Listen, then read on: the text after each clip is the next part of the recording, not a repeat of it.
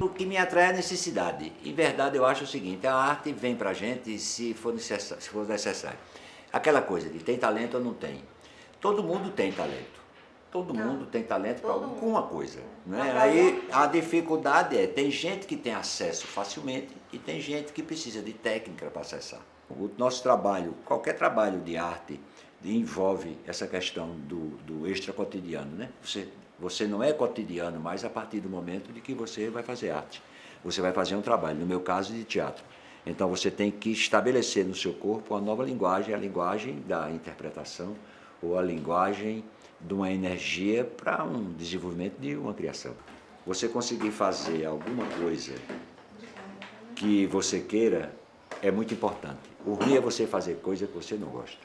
Com certeza. Coisa que você não gosta é terrível. Então a arte é uma coisa muito importante na vida da gente, por isso ela permite que eu faça o que eu quero. Eu fiz algumas montagens de teatro onde eu envolvo o folclore em suas raízes mesmo. A minha montagem do Alto da Compadecida, que foi em 1976, faz tempo, a minha montagem do Alto, o que eu fiz? Eu peguei o texto do Alto da Compadecida e trouxe ele de volta para onde ele nasceu. Aí ele nasceu em cima dos cordéis e também do cavalo marinho, porque na Paraíba não tem Bumba Meu Boi, né? É o cavalo marinho. Então, e aí quando eu cheguei lá no cavalo marinho, eu levei assim um monte de técnicos, o pessoal de Dalvanira Gadelha, do grupo folclórico, que era todo mundo muito especializado em danças folclóricas. Mas aí quando chega lá, você pega o mestre Rosendo, que nunca passou na porta de uma escola de dança, nunca passou em canto nenhum. Aí, resultado, ele dança que as pessoas todas, nenhuma ali tem condição de chegar nem próximo. Porque são como deuses, são como pessoas que têm uma experiência própria, que ninguém ensinou, mas que eles trazem assim no... Aí você diz, faça isso, aí ele faz, aí você diz, como é que faz isso? O grande problema do ator de teatro é quando vai fazer cinema, porque as linguagens são altamente específicas. A linguagem do teatro, ele tende a ir para uma coisa mais gótica, ele tende para ir para uma coisa mais caricatural, ele tende a grandes movimentos, né? Porque o palco é grande e você é pequeno, né? Então todos os movimentos são amplos, é aquela coisa. Já no cinema isso se reduz, vem completamente. Aí resultado, você perder isso para isso aqui, é de uma dificuldade muito grande, porque se você fizer uma fala normal, tudo bem, mas são centenas de falas que você vai ter que fazer normal, então você tem que estar fazendo cinema, né? Ou tem que estar fazendo teatro. E a linguagem do cinema é completamente diferente do cinema, do teatro, porque no cinema você tem que ser extremamente verdadeiro. Já no teatro você tem que ser também extremamente verdadeiro, mas você pode ir mais para o caricatural, para as grandes imagens. Eu acho que a minha grande influência foi o seguinte, em 1961 eu fui para São Paulo e fui fazer um curso de música. Eu queria ser músico, porque eu tinha um tio, maestro José Siqueira, que foi uma grande figura da música brasileira. E ele dizia que eu tinha muito para a música. Ele dizia, você tem um talento, você tem muito ouvido, você tem percepção. Ele dizia para a música.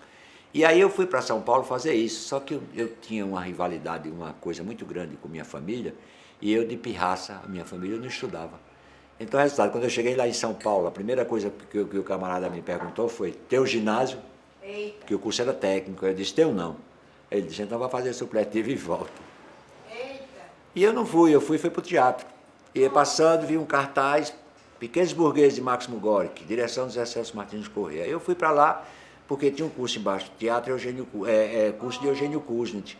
Pronto, aí eu fui para lá, fiquei 2 ou 3 anos ali, junto com o Oficina, o CPC, Centro Popular de Cultura, do que eu fiz parte.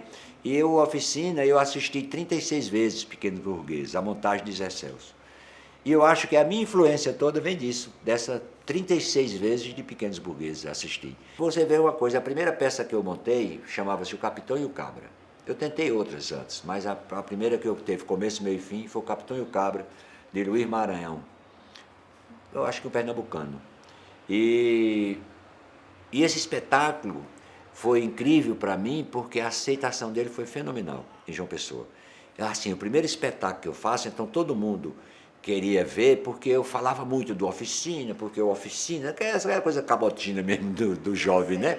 De estar vindo de um processo que era a Revolução no Brasil, e eu fiz parte dele, não. Eu estava como uma pedra dentro de uma bacia. Já jogasse uma pedra numa bacia voando, no negócio, um pneu rodando assim, joga uma pedra dentro, vai pop, pop, pop, pop, pop, pop, pronto. Eu me considerava isso, uma pedra dentro daquele movimento, assim, batendo. Eu não sabia de nada, eu era uma pessoa, um menino saído do sertão da Paraíba e cai no Teatro Oficina, em São Paulo, o centro mais criativo, mais violento, mais instigante, né, do momento.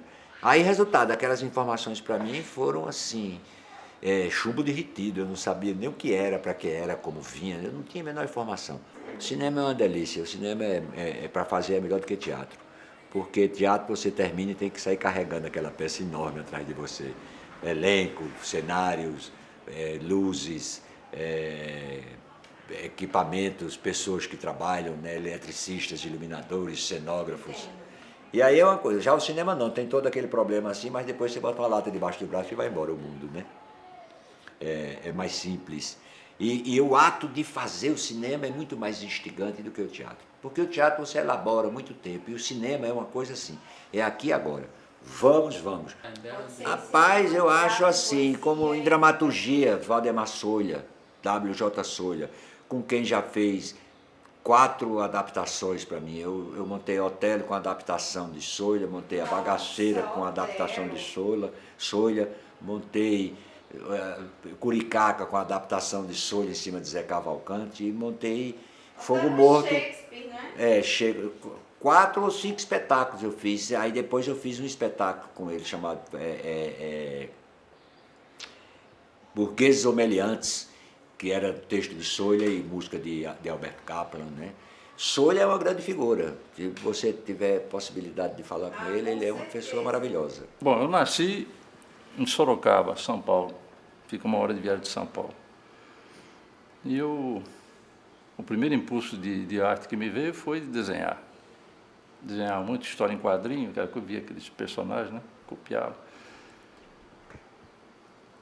E de repente surgiu, quando tinha 11 anos, veio uma ambição maior, né? Que meu pai me deu um livro chamado Primeiro Encontro com a Arte, e esse livro tinha reprodução de quadros mais famosos de toda a parte do mundo, né? E tinha um autorretrato de Rembrandt que estava no Museu de Arte de São Paulo, no MASP, e ficava só 1 hora e pouco de viagem, né? Pronto, eu pedi para me levar para lá, mandaram minha irmã. Cheguei logo com a minha irmã, no saguão tinha os retirantes os retirantes de Portinari, né? Nossa, aqui do Nordeste, foi o meu primeiro impacto com o Nordeste. E nesse mesmo ano, que eu estava no primeiro ano do ginásio, eu lia muito gibi, mas lia Faroeste, essas coisas todas, né? Super-Homem, Capitão Marvel, esse negócio todo. E vi um colega meu lendo uma história em quadrinho grande. Sim. Aí me aproximei e era um negócio na Idade Média, a lenda de Sir Parsifal, né? E a coisa bateu comigo, né? Porque veio logo pelos primeiros quadrinhos que a história era um menino que o mundo, com a violência todinha que estava na Idade Média, o pai dele já tinha morrido na batalha. Aí a mãe trancou o castelo, ninguém podia entrar nem sair. O menino foi criado isolado. Aquilo era mais ou menos o que eu vivia na época, né? Você vê aqui, né? Aqui a fonte o que é? A criação do homem de Miguel Ângelo. Seria Deus criando Adão. Aí eu falei, por que Deus um homem e por que a criação foi um homem e não foi uma mulher? Então eu botei uma deusa criando uma mulher. E aqui que tem essa mesma figura com Jeová, né? Eu botei as crianças que ela já vai ter, o Hitlerzinho, um Salvador Dalizinho, um palhaço, um revolucionário africano, a menina já vem incrementada, pronto. É mais ou menos o que se essa mistureba da humanidade já botando para ser ela mãe, né? Aqui justamente são figuras que eu respeito muito, muito expressivas, Van Gogh, Hemingway, Picasso, Kafka, Proust, David Lean, o Villa-Lobos, Raul Cortez como ator, Beckett, grande dramaturgo. Então, vendo, bom, estamos aguardando o seu grande trabalho. Está todo mundo esperando o que é que eu vou fazer, né? Na minha cabeça, eu pintando. Né? Aí fica essa série de pessoas nessa cobrança. Aí é sempre isso aí, né? O João Batista Brito ele já disse uma vez que meus livros são sobre livros. Embora haja, por exemplo, esses dois meus últimos romances são sobre coisas muito que eu vivi, né? Como esse aqui foi, meu primeiro romance. Isso aqui depois que a gente fez o Salário da Morte, eu fiquei na miséria, quebrei, que foi um prejuízo maior do mundo. Aí quando cheguei aqui para João Pessoa, eu falei, o que é que eu vou fazer agora sem dinheiro? Nossa. Então só tinha a arte mais barata que tem, a literatura. Então eu trazia... O Banco do Brasil? Né? E o Banco do Brasil? Pronto, o Banco do Brasil, justamente eu estava lá. Ah, tá. Trabalhava lá no Banco do Brasil nessa época. Aí fiz o primeiro livro aqui, o primeiro romance, né? E mandei para um concurso, e foi um concurso interessante, que foi o primeiro no Brasil. Certo. Além de dar o dinheiro, ele dava a publicação do livro por uma editora importante, que é o Record, né? Isso. Então teve uma excelente repercussão, tudo. No mesmo concurso eu mandei esse livro também, A Canga, que gerou aquele filme de Marcos Villar, né? O filme, inclusive, ele tem uma violência que o livro não tem, porque é explícita, você vê, né? Então eu me lembro que a gente assistindo geralmente às sessões, na hora que ele chega, o meu personagem, ele chega e se vira e dá um chute na barriga da nora grávida, todo mundo faz, que sente aquela violência. Né? E no livro não dá para fazer isso. A pessoa sente, mas não é tão explícita quanto o cinema. Né? O cinema não insinua, isso não sugere, ele mostra.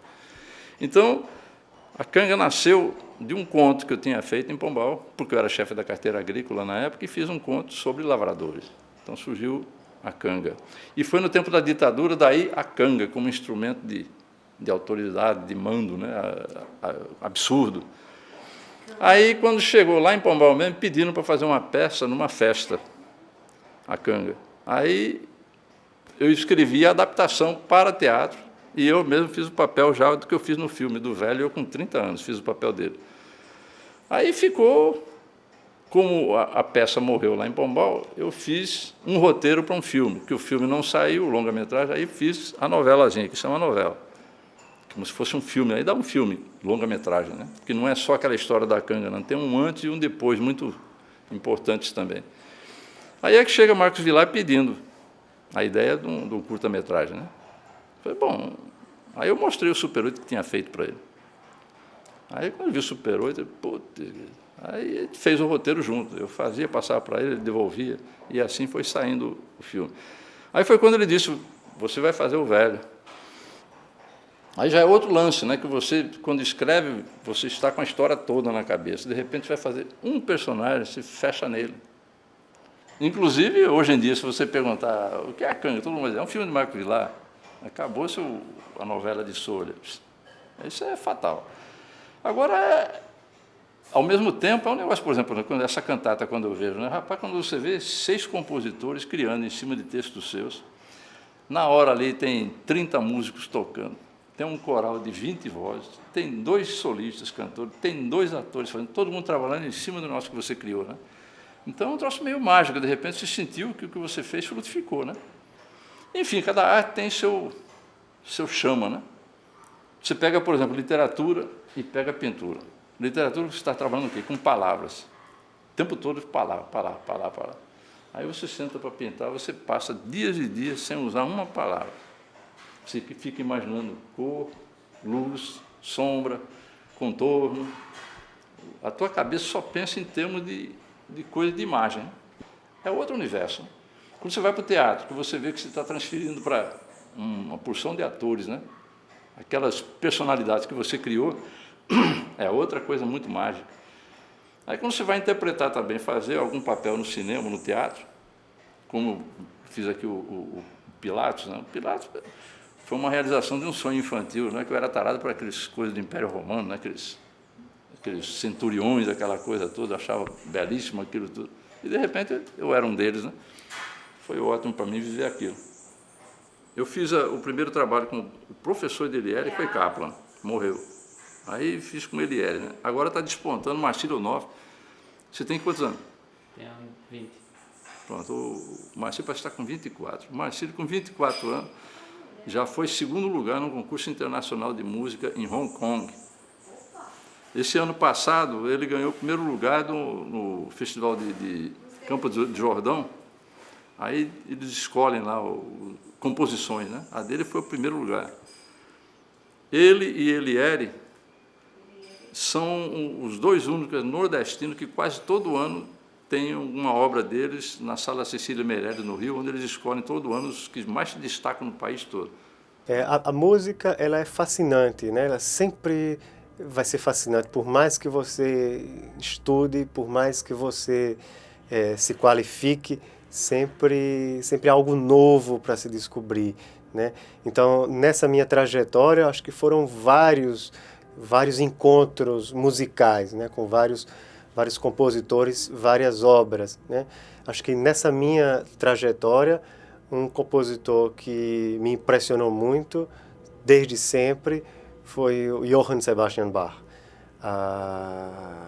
Enfim, é um grande nome, não só pela quantidade de coisas que fez, mas pela a qualidade e o nível de inventividade. Um outro compositor que deixou uma profunda marca em mim foi o compositor francês Claude Achilles Debussy. Eu me lembro que quando eu estava estudando dois de seus prelúdios para piano, do primeiro livro, né, e eu analisei, então isso acho que para mim foi o gatilho que me levou para a composição musical, né, e que justamente coincidiu com a fundação do Compomos. A música contemporânea aqui na Paraíba, eu diria que ela passa por um momento muito especial, né? Depois de 2003, com a criação do Compomos, nós nos tornamos um celeiro de novos compositores, né? Então, já houve um semestre que nós tínhamos, sei lá, mais de 25 alunos matriculados nos cursos de extensão. Então, de lá para cá, de 2003 até hoje, até 2012, o que nós percebemos é uma expansão desse cenário, inclusive com a participação de nossos alunos, como instrumentistas, de colegas professores, estreando novas obras, a gente podendo trabalhar em conjunto. Isso é um privilégio muito grande que a gente tem aqui na Paraíba, que eu não vejo isso em muitos lugares do cenário nacional, inclusive. Então, eu diria que o compositor de hoje na Paraíba, ele está, de certo ponto, privilegiado, né? Principalmente por esse aspecto humano, de poder trabalhar com muita gente boa. O meu processo de criação, eu diria que, como qualquer outro processo de criação, ele é múltiplo, desorganizado. Às vezes eu costumo dividir uma obra musical em três grandes aspectos, três macro aspectos. O material, que é o material sonoro que a gente vai estar trabalhando, a técnica, que é como a gente vai estar esticando no tempo esse material sonoro, e a ideia, que é que liga justamente o material à técnica, né? Claro, esses três pilares, eles estão em ampla comunicação o tempo todo. Então, às vezes se pensa, a obra começa pela ideia.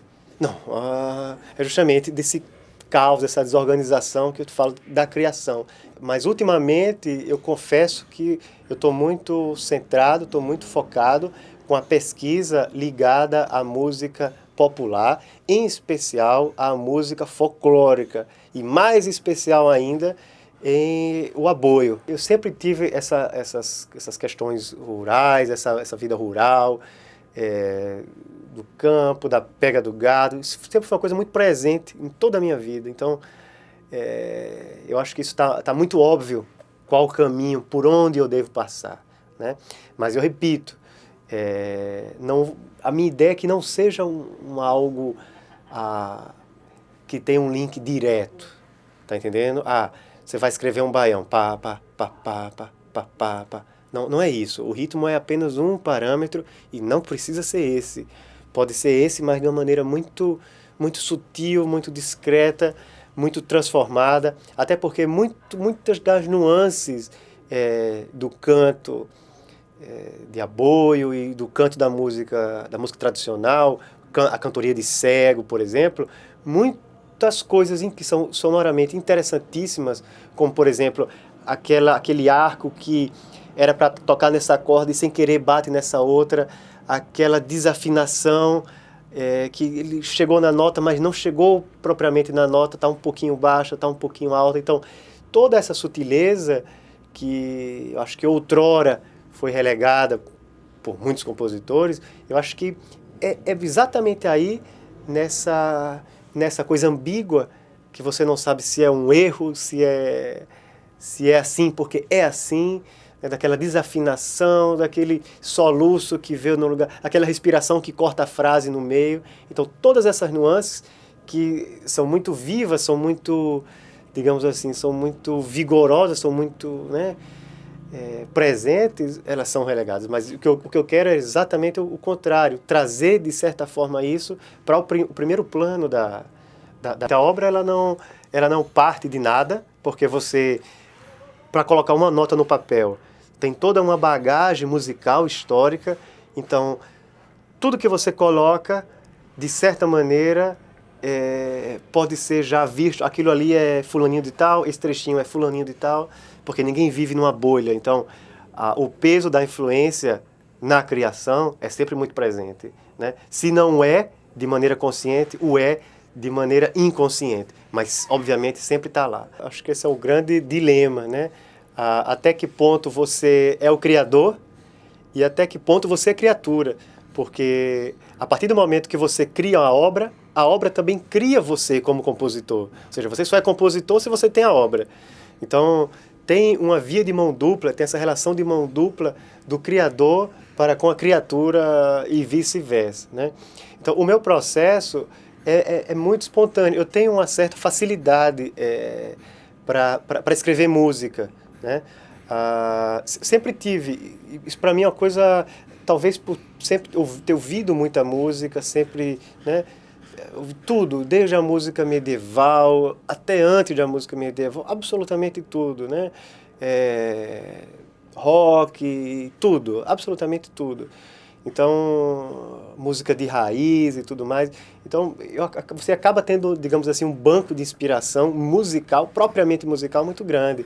Mas isso, para mim, não basta, né? Além disso, eu acho que você tem que ser um curioso com as coisas da vida, né? Então, o que me ocorre é que, muitas vezes, eu tento expressar ideias relacionadas a espaço, a metáforas geométricas,